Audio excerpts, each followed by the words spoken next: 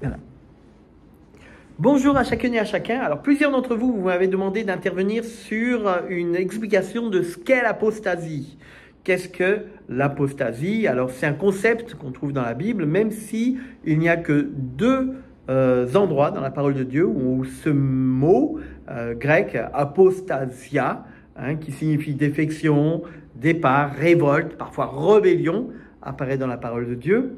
Mais c'est une renonciation publique, premièrement.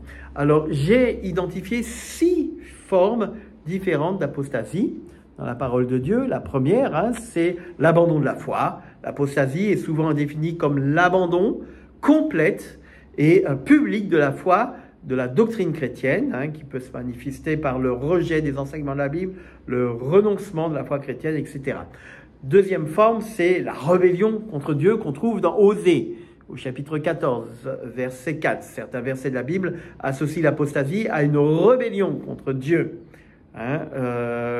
Osée 14, 4 nous parle de réparation de l'infidélité qui suggère une rébellion contre Dieu.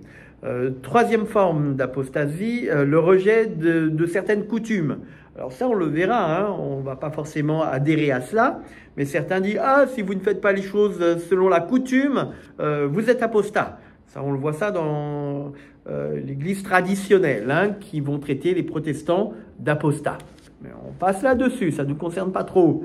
Quatrième forme d'apostasie, c'est l'infidélité spirituelle.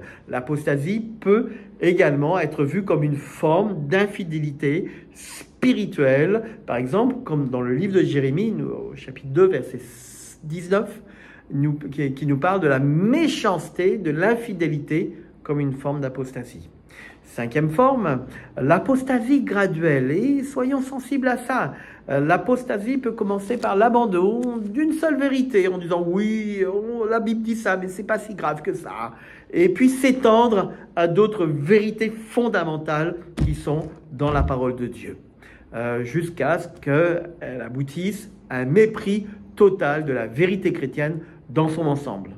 Ça peut être, oui, le parler en langue, ça ne nous intéresse pas trop. Oui, la guérison, la Bible en parle, mais pas trop. Voilà. Et puis, la sixième forme, c'est la grande apostasie.